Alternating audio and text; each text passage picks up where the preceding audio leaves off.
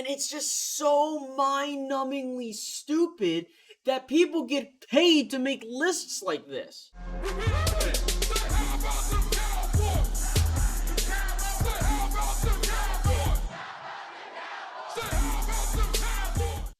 Now, I'm not one to do a reaction to these lists that ESPN or these other 3 to 4 letter networks do because we all know that it's a load of crap and how, honestly, you're just being butthurt because you're a Cowboys fan and you're just mad that someone's not on the list.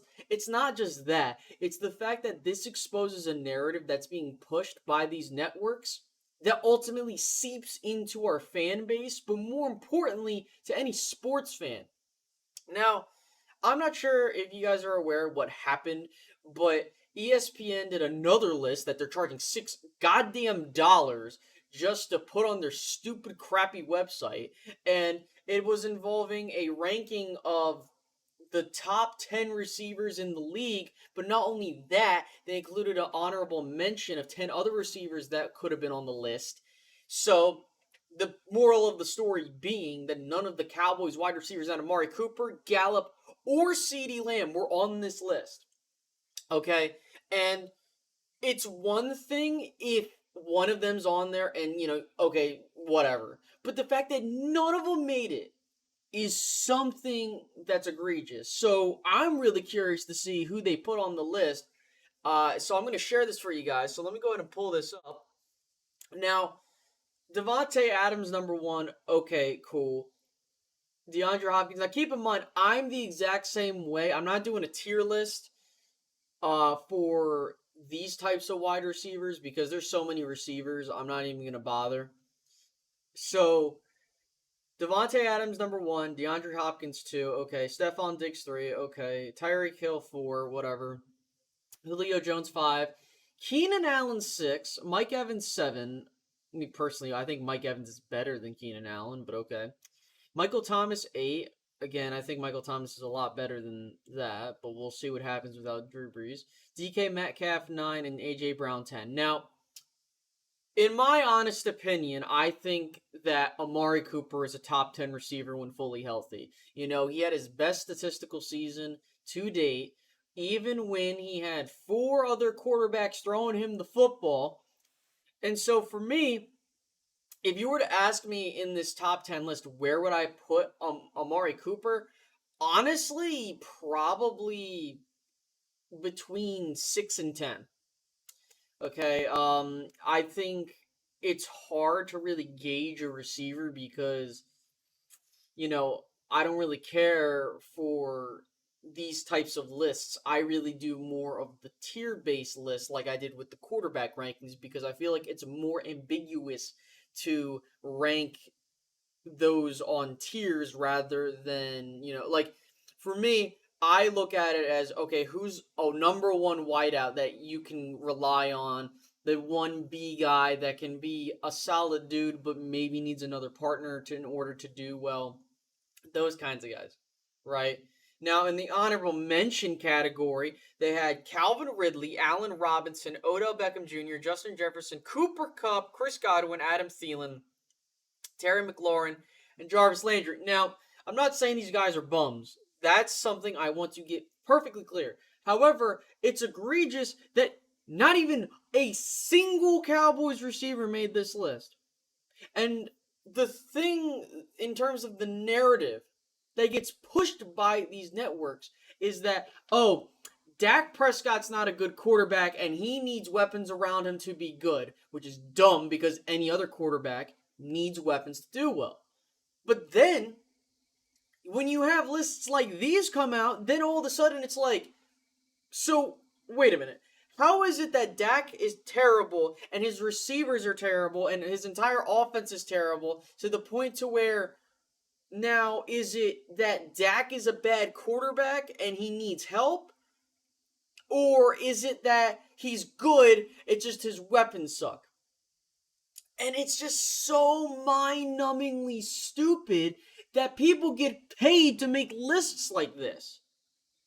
How can you sit there and seriously go like, yeah, This is exactly how I personally feel, and this makes sense. It's just unbelievable how, people talk about the Cowboys receiving corps being the best in the league, arguably. Am I saying Michael Gallup's a top 20 wide receiver? No.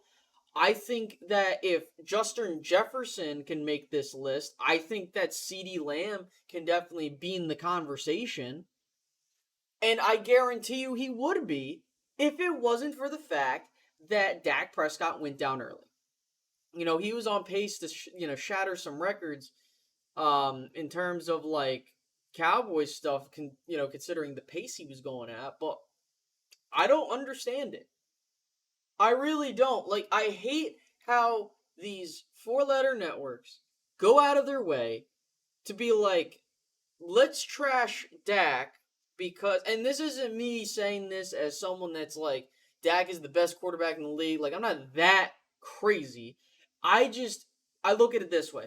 If you're someone that believes that Dak Prescott is not a good quarterback or he's overrated, but then in the same tone say that his receivers and his weapons are also garbage, then what does that mean? You can't say that Dak is bad and needs help, but then turn around and be like, well, the help he has isn't good. So, does that mean that Dak needs more help, or does that mean that Dak is making his receivers better? I don't know.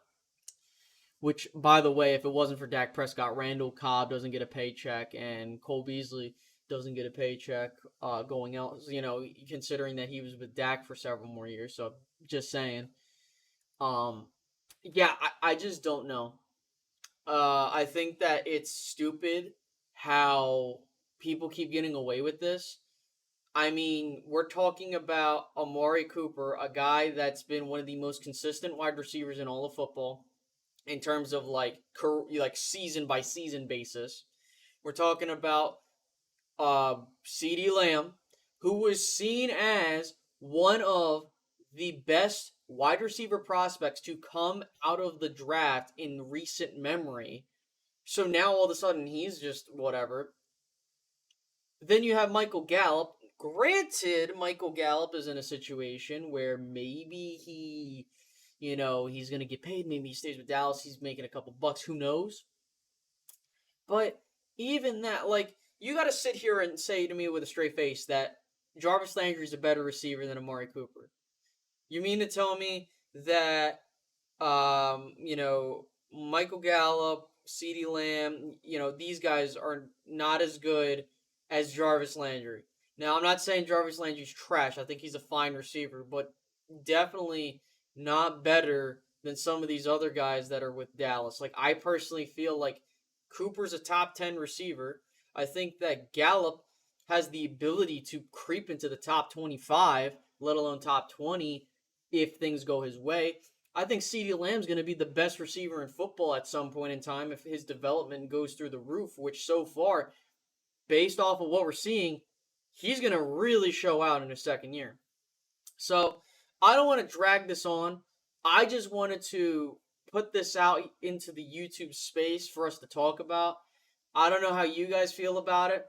Obviously we could care less, but the reason I talk about this is because it's because of these types of narratives that we see this stuff come out on YouTube, Twitter, and everything, and we really have to educate ourselves and show that, this is a problem. Like, you can't be saying this stuff and being ignorant.